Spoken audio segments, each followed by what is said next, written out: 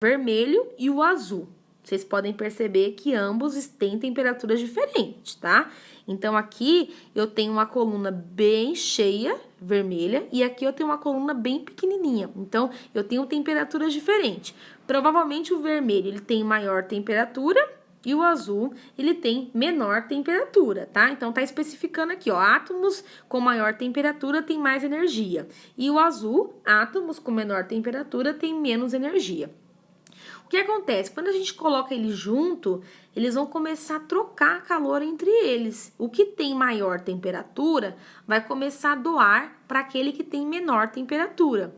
Depois de um intervalo de tempo, ambos vão ter a mesma temperatura. Eles vão alcançar o equilíbrio térmico. Olha que legal, né, gente? Então, quem tiver com a apostila pode grifar essa parte que é muito importante, tá? Na página 19, nós vamos falar da quantidade de calor, tá? Então, nós temos aqui a xícara com água quente. Depois de um tempo, o que vai acontecer? A água quente, ela vai diminuir a sua temperatura e vai ficar numa temperatura ambiente. Então, um corpo que ele tá quente, se ele não tiver uma fonte de calor ali que vai manter a temperatura, automaticamente ele vai diminuir na sua temperatura. Qual é a unidade de calor, gente? A unidade de calor é a joule, tá? Então, nós vamos representar aí pela letra J, tá? Joule por quê, gente? Foi o nome do cientista, né, que descobriu o calor. E aí, gente, a caloria, ela equivale a 4,186 joule, tá? Então, uma caloria é igual a 4,186 joule. Indo para a próxima página, nós vamos ter na página 20, nós vamos ter o calor específico.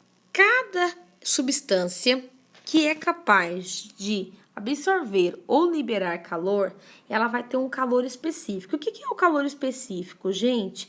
É um valor específico de cada substância, que ela não vai sofrer alteração, tá? Então, eu quero que vocês grifem aqui, ó.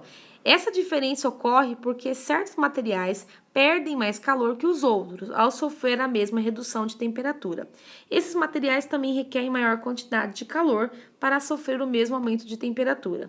A propriedade da matéria responsável por esse fenômeno é chamada de calor específico. Então, toda substância que ela vai doar ou ela vai receber calor, ela vai ter um calor específico no corpo.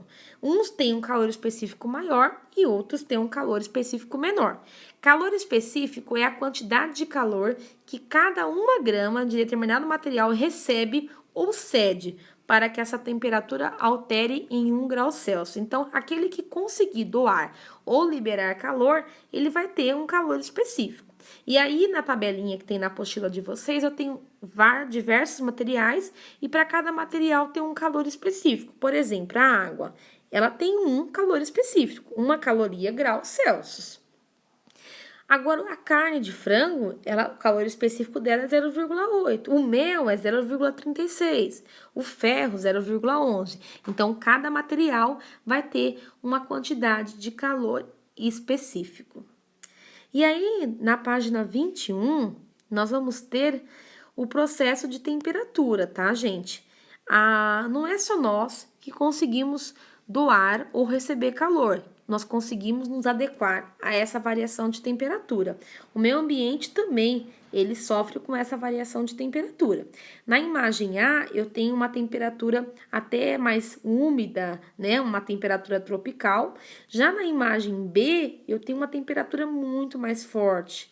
Então, todos os seres, eles estão sofrendo aí ação de temperatura, de calor, de sensação térmica, de transferência de calor para um corpo para o outro, e aí entra a questão de você se adaptar a essas mudanças de temperatura, né?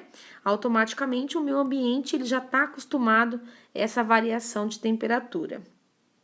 Bom, gente, calor latente. O calor latente, gente, eu quero que vocês grifem aqui, ó.